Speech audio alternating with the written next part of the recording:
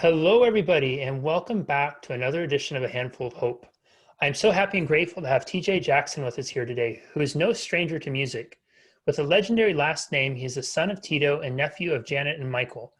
He has an impressive music career of his own as a proven global star and multi-platinum selling artist. TJ and his brothers formed the group 3T and became an international success, surpassing even Boyz II Men and Babyface in overseas record sales, and were ranked second behind the Spice Girls as the biggest selling group in Europe in 1996. Today, TJ has embarked on a triumphant solo career and has recently released his second EP entitled Damaged. In addition to his music, TJ is also passionate about the family-based inspirational brand he launched with his wife Frances called The Family Rules. Additionally, TJ is co-founder of a 501c3 nonprofit he began with his brothers in 2015 in memory of their late mother, Dee Dee Jackson. The Dee Dee Jackson Foundation focuses on loss and grief and how to navigate through it. The foundation brings music heals therapy to children in need who have suffered trauma.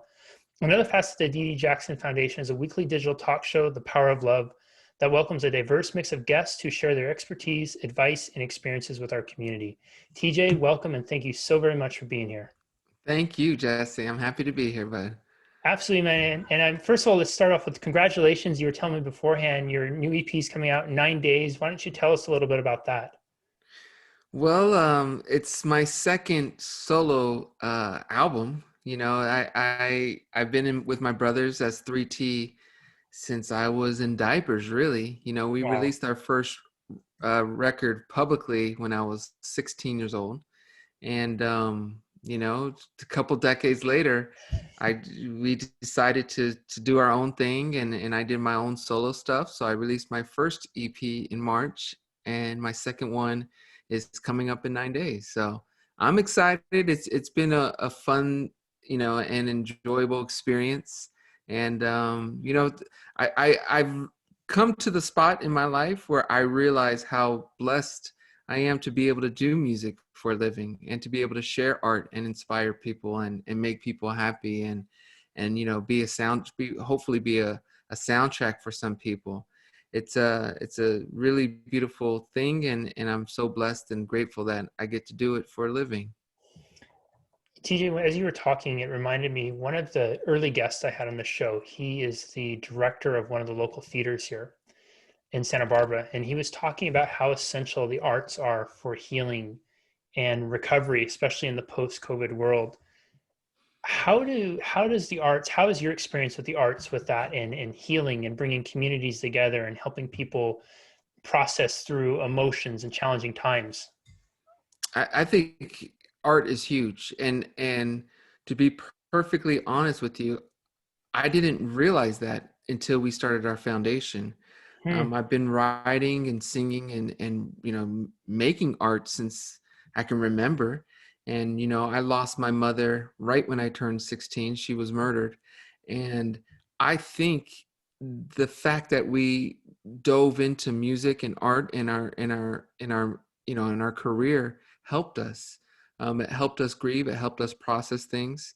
And still to this day, our main thing at the Dee Dee Jackson Foundation, the foundation I started with my brothers, is art, is helping kids who may not have access to writing, or I shouldn't say have access to writing, but not understand the importance of getting things inside of them out.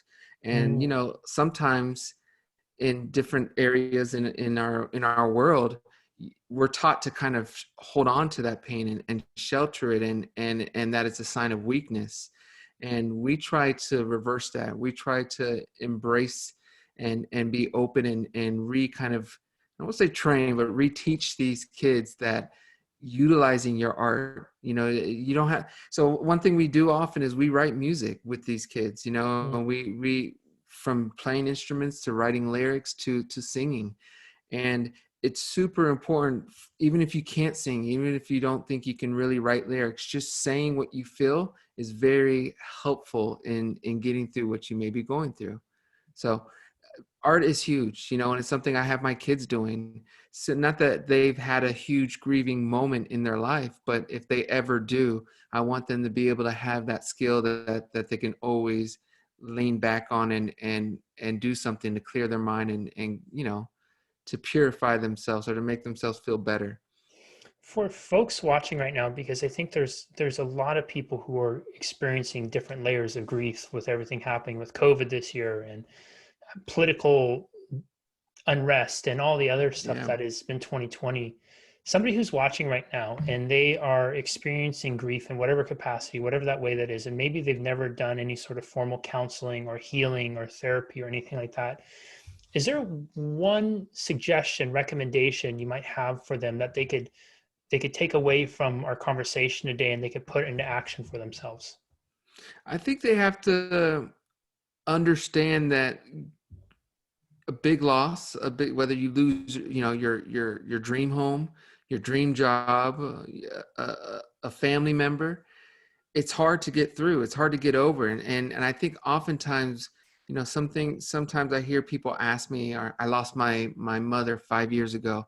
When am I going to get over it? And I think our society has kind of, or maybe we just assume there's going to be a day when we just get over it and we go back to complete normality or normalcy for what we had before. And that's not necessarily the case. You have to learn how to navigate through the grief and accept it and deal with it and grow from it. And I think that is going to be the main thing I would suggest to people, is that, I can have a great 2 months where I'm happy as can be. And then boom, all of a sudden something reminds me of the fact that I don't have my mother, whether it's, my son graduating elementary school or high school, or if I want to go on a date with my wife. And, I know my mom would have been an amazing babysitter, and things like that. It always creeps up on you. So I think that would be the main thing. I don't want to be, discourage people or make them feel more depressed with what's going on, but I want to be realistic about it and let them know that they will be okay. It's just to maybe change that mindset about trying to get over it and just trying to get through it and change, figure out what's best for you going forward. And the other thing I would just say is to create.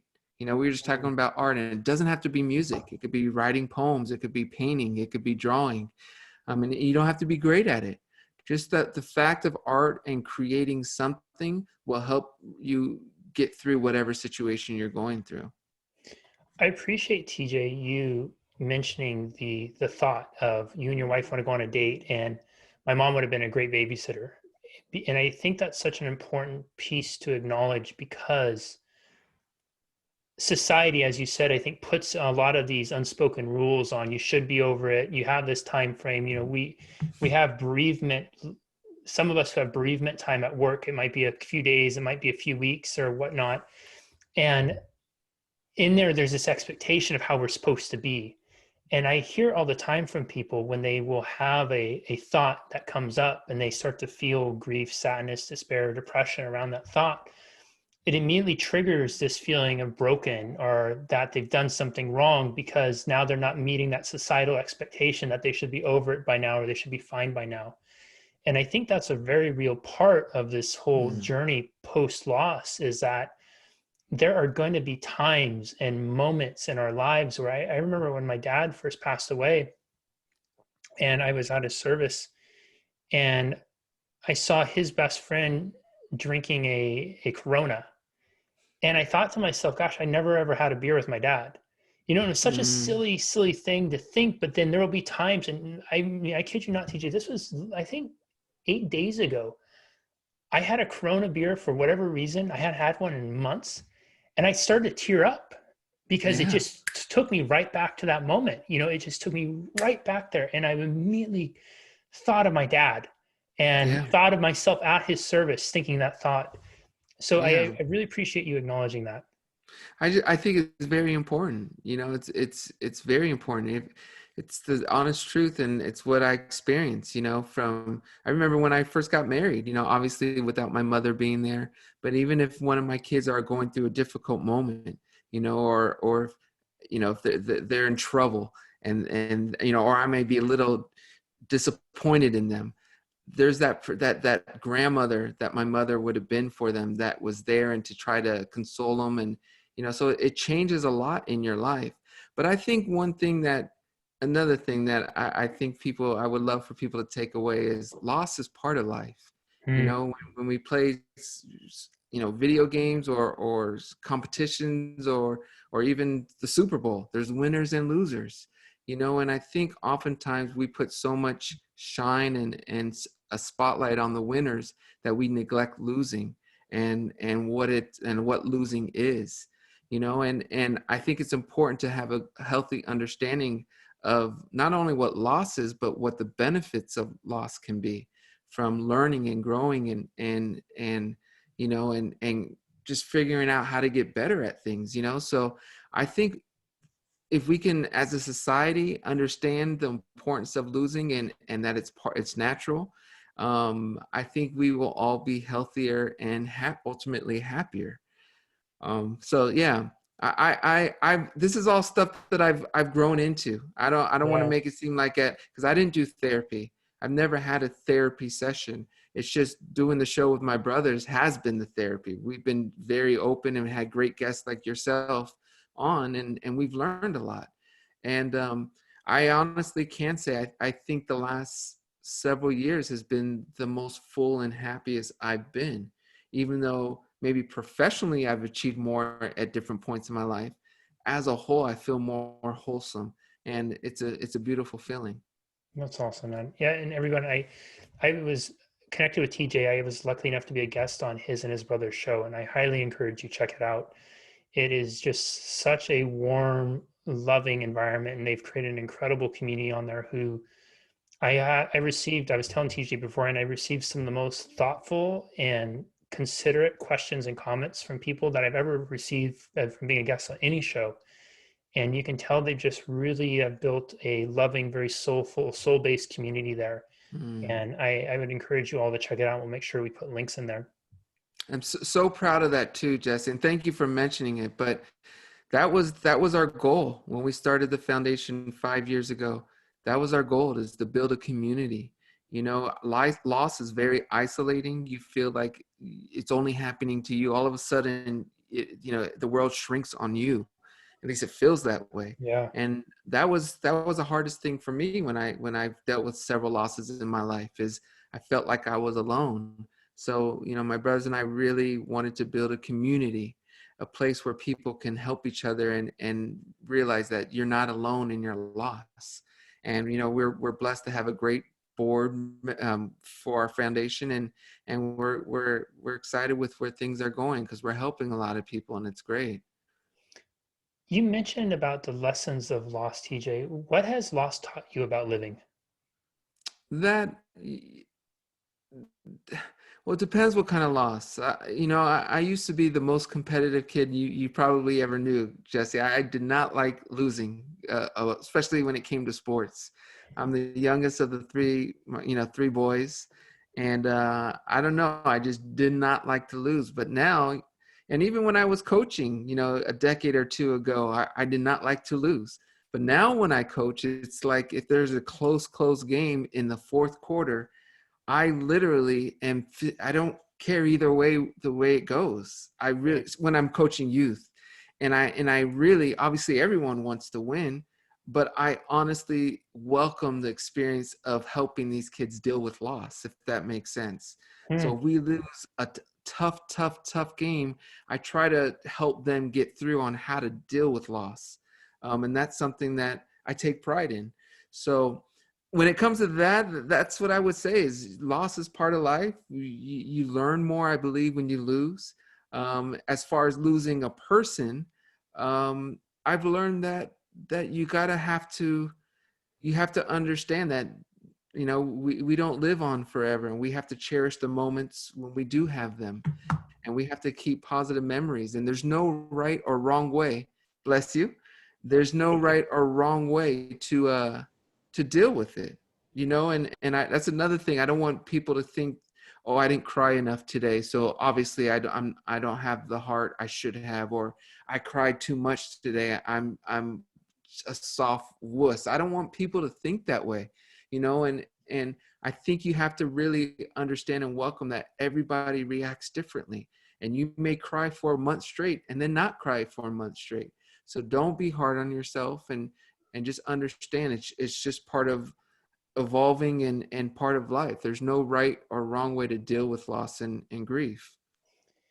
When you're talking about welcoming with as a coach, it reminded me, I think John Wooden said it about how he would look at he said something effective. If those young men left the court and they did their absolute best, it didn't matter what the scoreboard was. I could be proud of them. And Yes. right. So true. So true. And that's the lesson because I've coached many kids teams. I've over 20, it's one of my biggest hobbies is coaching kids and just helping them, get through this thing called life. And that's one thing you have to always, for any coaches out there, really focus on effort. Don't worry about wins or losses. Most of the kids aren't going to remember their records anyway. They won't. I don't remember my childhood records if we won or lost. Maybe a championship, yes, but for the most part, I don't remember. But I do remember always giving my best, and I remember taking pride in that.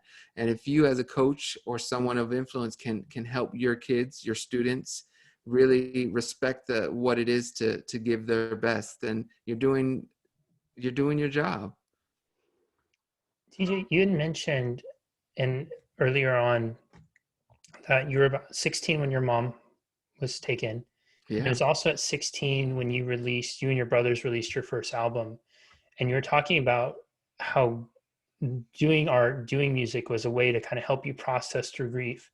I'm curious, at 16, were you aware that you were processing through grief then, or is it more of like a hindsight observation you have now? And when you're going through that first loss, because I think a lot of people too, whether it's their first loss they've experienced or it's the third or whatever it is, I think that sometimes we're not able to even identify what it is we're feeling. So Mm. I'm curious, like, what was it that you were actually going through? Like, what were you feeling at that time? Was it anger? Was it upset? Were you aware that you were processing through grief? I wasn't aware, Jesse. I did not know. And that's something that I don't know if it was the combination of my father, my uncle, and my grandmother, but I commend them for kind of getting us out there and doing art and creating. And I don't want to Mhm. say taking our mind away, but in a way taking our mind away, because I just think um sometimes I think you got to give your time to grieve, to loss, to process it, but you can't wallow in it for forever, and I think my family did a good job of trying to help us with that balance without it being forced, without it being pushed. We had been wanting to release an album for probably 6 years up to that moment, and our mother was our manager at the time, so she was, Wow. she knew most of the songs, just maybe the last couple she had never heard of the album. And I'll never forget, my uncle Michael said, you got to turn this pain and put it in your music, put it Mm. into your career and make a difference, make her proud. And that's something that stuck with us. And again, I didn't know at the time, I probably was just going through one ear and not the other. For me, I was just happy to have a chance to have a song on the radio, and to perform for people around the world. And but I think he understood the importance of us coming out as soon as we did. Because I think many people know this, but he was the one who kind of held us back in a sense before we came out. If Mm. it wasn't for him, we'd probably have our first album out when we were 12, 13, 14, something for me. But he was so big on making sure you experience your childhood and enjoy it, that I honestly think if my mother didn't pass, I probably wouldn't have released the album until we were 17, 18. But with my Really? mother passing, I have an opinion that we got the green light and the push to do it then. And looking back, again, I didn't know this at the time, but looking back, that I would guess that. And Huh. again, I think it's just pushing art, pushing creativity, pushing whatever is going to make your heart happy. That's fascinating. Do you feel like he was recognizing that how important it was for you to be a kid because he didn't have that as much when he was a kid? 100%. 100%. We were supposed to sign to Motown at one point. I want to say Warner at another point. This is all from when I was 12 to, I think 12 to 14, 15. And Wow. we signed with Sony at 15, but that was the label my uncle was on. So I still, we took a long time to make our music, our first album. And I honestly feel it would have been longer if my mother was here, because I don't think the urgency would have been there from his side. And we were actually put on his label at one point in the process. So he had a bit more of control of that, if that makes sense. That does. And TJ, this is giving me kind of a random question now. I feel like in the world we live in, and social media has magnified this exponentially, kids seem like they're in such a hurry to grow up. It's like there's this expectation that I have to have this perfect life and everything and be this and be this person and have all these likes, have all these followers, have this success or whatever it is. And it's like we compare ourselves in ways we never have before. And having had, I think you have such a unique perspective of this, of having been in that place and now hearing this story about having your uncle really kind of maybe hold you back because your childhood's so important. Yeah. I'm wondering if you could speak to just children, parents who have kids right now who are listening to this, or maybe there's some kids who are listening to this because their parents are encouraging to. How important is for them to just, for them to be a kid, to be present? How important is it for them to soak it up? Should they be spending all this time obsessing over social media or comparing themselves to others? Maybe you could speak directly to Yeah. them. Yeah. Jesse, my wife and I, we're big on that, because big on making sure they're being kids. Hmm. Before the pandemic, none of our kids had an iPhone or even iPad. I should say none of the younger kids. And they were 12 and 9, yet all Wow. their classmates had at least a device. Even the 9-year-old, most of the classmates had phones. And we just had a rule that you don't get a phone till 14. And we're sticking to that rule for a phone. But for iPads, we kind of gave in because of the pandemic, so that they could see their friends and things like that. But another thing I want to take it in, also say is schooling. I think sometimes the school system does kids a disservice, and I hate being harsh on school systems, but I feel they should be playing more and not so. I don't know if it was an article I read or somewhere I saw that Finland and America, I think it was Finland, were tied around the high 20s in rankings for education in the world. And I believe it was some Scandinavian country, but I'm going to go with Finland. They took out homework, they took out the standardized testing and a lot of the grading regimen to relieve the kids and give them more free time to just be kids, so that they can climb trees, they can make tree houses, they can do puzzles, they could do whatever they want once they got home from school. And actually the test scores and their achievements actually increased. And Hmm. I think that's a lot that says a lot, that sometimes we get in the way of growth. And so we're big on that. We homeschool now, and we try to limit how much school they do so that they can be out and just be kids and color when they want and draw when they want. We try to make sure they dictate how they go forward, if that makes sense. It makes total sense, man. And I think that's so incredible. I often, in my more private rants, will go on about how I feel like and I guess also private rants and public proclamations. I really think that so many of the world's problems are less than a generation away, because if we start to educate how to love, how to communicate, how to have difficult conversations, how to navigate through loss, how to navigate through relationship struggles, how to do our taxes. Yeah. So much of the stress, anxiety, problems that we face later on in life, it's not to say those problems don't arise, but we'd have tools to deal with them. And I think that I was sharing with you, I think beforehand, that I started one of the other series I started during this whole COVID time is called Building a Bridge. And a friend of mine, we started with this conversational series after everything happened with George Floyd, and really just kind of on a mission to tackle some of the deep, uncomfortable issues that it's kind of the murky water that sometimes we don't want to go into. Mm.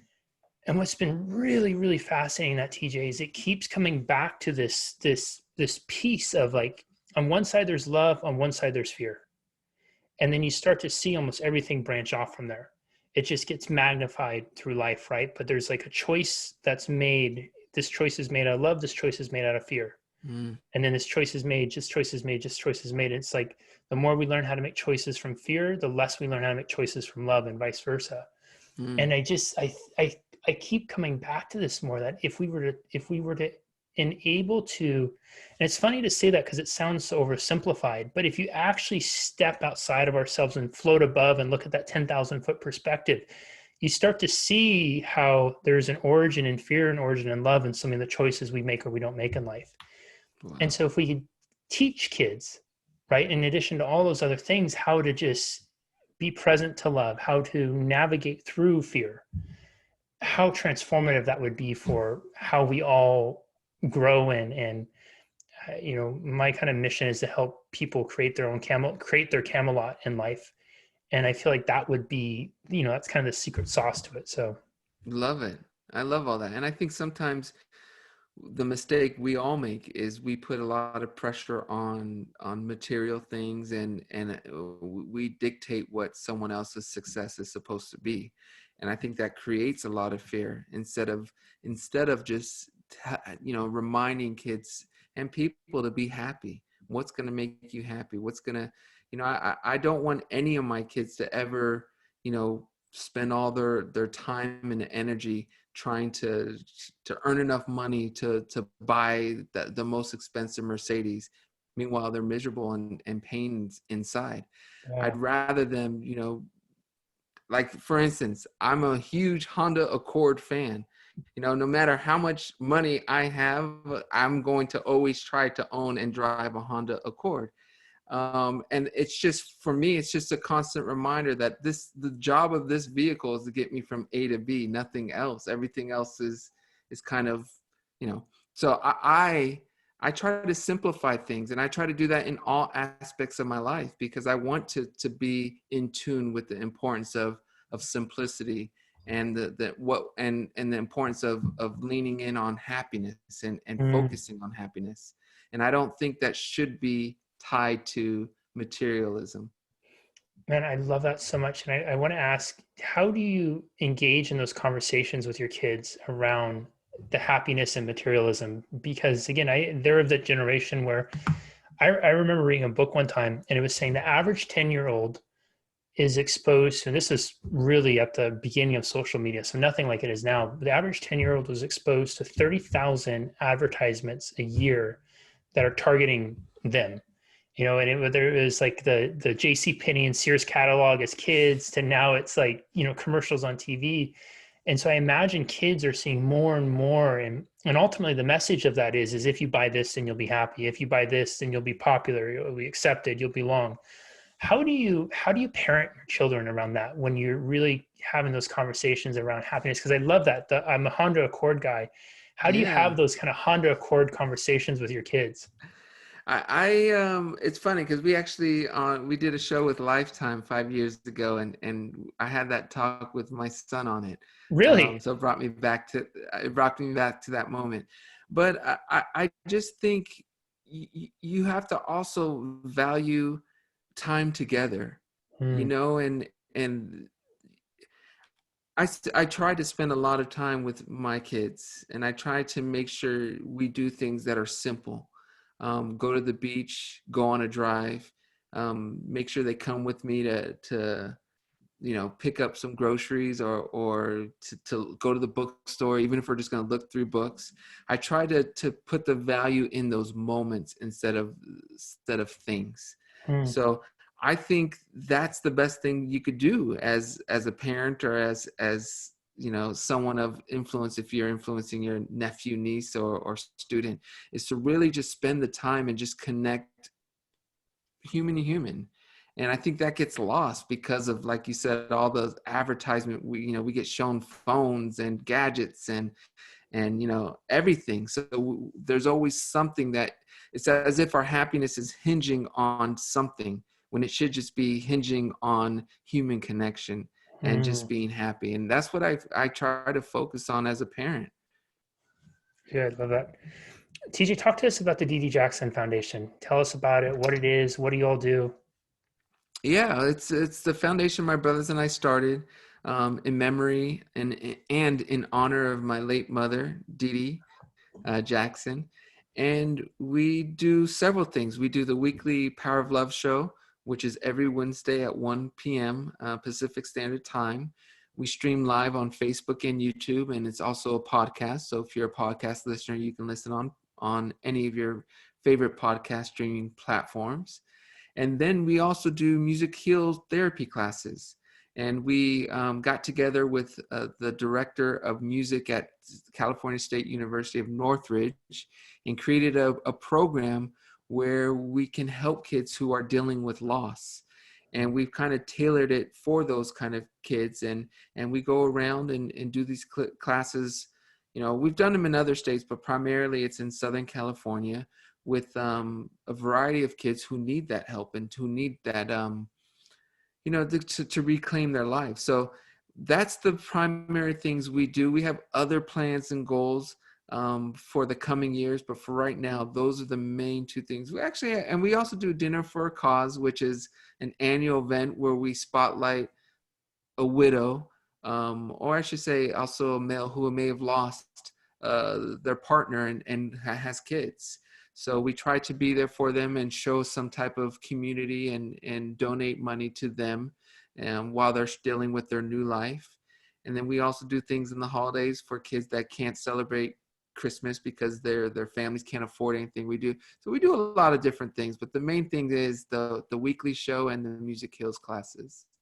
Man, that's so awesome. Absolutely awesome. The Can I say one more thing too, Yeah, Jesse? please. I just want to say for anyone out there who, and this isn't a plea for donation, but I want to make sure people know that you don't have to donate to make a difference and to help. You know, just find something that can move you, whether it's a community. Just find something where you can give. It doesn't have to be money. It could just be time. It will make your life better. And I think that's something that, I've always understood, but I'm really understanding since we've done this foundation. So I just want to encourage people to also, if you feel you're stable in life or at a point where you could do something, find a foundation, find an organization that you can believe in and align with, and do something with them, volunteer for something. It's so fulfilling. And to me, that's another way to really add value to your life and your family's life. Yeah, the magic of giving. You were mentioning music heals therapy with kids. What kind of age group are the kids you're primarily focusing on? Is it younger kids, high school kids? It's both. It's It both. is. It's Okay. generally, there's two different classes. So generally it's 7 to 12, 11, 12, and then there's usually 12 to 13 to 16, 17. So sometimes there's three classes, but we just break it up if there's a lot of kids at the program, wherever we're at. We do a lot of stuff with Boys and Girls Clubs. It all depends. It all depends. But usually there's a younger class and then like a middle, I call it middle class, even though it's not middle school, it's a little older. And so people want to get involved. There's a streaming show every Wednesday at 1 p.m. Pacific time. Mm-hmm. They could head over to the website. They could do financial donation, volunteer opportunities. Yeah. And even just sharing. If there's a show that you like, share it on your page. And that's just for us, but that's for any foundation or organization that is doing something. I just think that we need more of that in our world. Social media is so based on influencers and people's careers that I'm pushing for those that are trying to help the world to get more love, and I just think it's super important. TJ, before I ask my final question, where can people find and connect with you? So the best way for me is just at www.tjjackson.com. That will take you everywhere to all my social media, to what I'm doing musically.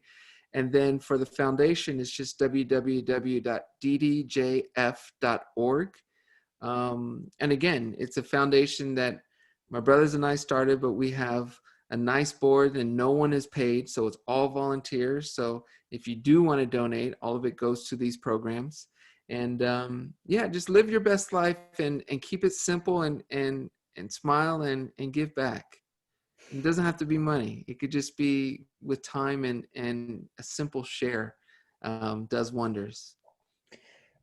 I said I'm going to ask my final question. I'm going to ask two because there's another one that just popped up into my head, and I'll let you choose which order you answer them in. Before we started recording, I asked you what was on your heart to share today, and I'm asking that same question again to one, see if it's evolved at all through this conversation, if it's inspired anything, and two, I think what you had mentioned earlier was talking about being on the go so much and not slowing down.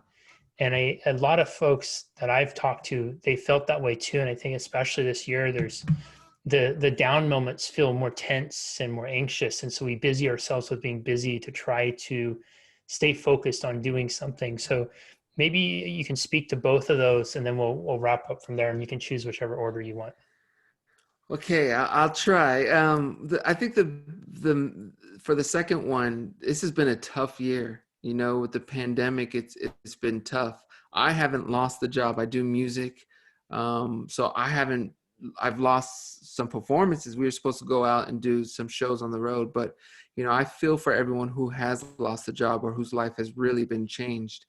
And I would just encourage you to stay strong, to understand that things will get better, because there's many fans out there that, for myself, that aren't doing so well, that have lost their job or maybe even in the hospital. And I just want to try to give some hope and inspiration to them, to stay strong and do the best they can. As far as what's on my heart and mind, I would just say with everything, I would say to just hold on to your family. Hold on to your kids, give them hugs, give them loves. Life is so precious. I didn't know the last time I saw my mother would be the last time I saw her. So I would just remind people to really, invest in your kids with time. It doesn't have to be money. I think we're so wrapped up in putting money into their college, savings accounts, when sometimes we should be more wrapped up in spending time with them when they're kids. So I would say that just spend time with, if you're a parent out there, really put your time into your kids and put the phone away when you're doing so, and focus on the human connection. Everyone, my goodness, are you going to want to rewatch and re-listen this one? TJ just Thank took you, us on, Jesse. yo man, yeah, dude, TJ took us on such an incredible journey of life and loss and living and love. We started off talking about his new EP that's coming out here in 9 days. So we want to make sure we check it out, support it, and how he's been, and it sounds like a very creative time with music, an album coming that was released in March and a second one coming out now, which is incredible to see. And that led into a conversation about how music can be so healing in the arts and leaning into the arts, whether it's drawing and creating and I love he gave permission for those of us like myself who can't draw at all. I'm still struggling with stick figures, to just still lean into creating, to lean into art, lean into doing something, because it can be such a healing modality and such a therapeutic device. He shared loss and talked about loss. And I think he acknowledged something so important, that even though we may have lost someone months or years ago, we can still have those moments come up that just kind of really, make us stop and pause. And he shared the moment of having the thought about his mom and what a great babysitter she'd be for his children when him and his wife want to go on a date. And I'm so grateful he shared that, because it gives us all permission to acknowledge that this whole game of life after loss is not about moving on. It's not about getting over it. It's about moving forward and being the best version of yourself you can be, and also recognizing that those people who you lost are always going to be a part of life. And thus, when you're living life, you're going to inevitably experience emotions that are going to maybe be sad or a little painful in the moment, because you love them and you just wish they were there in those moments, especially when you need a babysitter on a Friday night. We talked about just what it means to be. I think he shared something about being a parent, and I loved, we're going to call it the Honda Accord approach to happiness, and talking about really stripping away the idea of material things. And I know so many of us are in that constant wrestling match with ourselves and society about what it means to be happy and what it means to be successful. And we need to go on social media and post and tout about our accolades and, our cars we drive, where we travel to, and we filter things out 3 times to try to make ourselves look a little bit more presentable. But really, it's about life and happiness. And the Honda Accord approach to happiness is not about things, it's about moments and memories. I love that he said for parents to just, make it a point to just be more present, not spending so much time putting money away for college, but putting moments away to live and experience with your children. He talked about, as a kid, being so competitive, and now looking back in hindsight and being a big kid with us here today, you can't remember the scores on some of those games or whatnot. He remembers doing his best, remember doing our best. And we put such an emphasis on winning, and we don't put enough on learning from loss. Be a happy person. Look at, life's too short. Just be happy. I want to say too, what a summary. That was impressive, Jesse, and you made me sound a little smarter and better than I am, I think. But I think all that is very true, and will help you live the best life you can. I appreciate that, TJ, and I'll tell you, man, I did not even begin to do justice of what you shared today. There was a couple times where I felt so deeply what you said, I had to take a breath because I started to tear up, because there's such truth in it. So I appreciate the accolades on the summary, and it's a small act of really trying to reinforce to people just how significant so much of what you shared is today, and how much I think wisdom, hope, love, and the human experience was shared with today. And I think this is what this series is all about. And this is ultimately how I really believe we find hope, we heal, we grow together, and we get to that, going back to that love and fear, love and fear. I feel like everything you shared today was a choice of love and a step away from fear, man. And so I deeply appreciate you being here, and thank you so very much for sharing so generously with us today. Thank you for having me, Jesse. Thank you. Absolutely. We will see you next time, everyone, on another edition of A Handful of Hope. Bye-bye.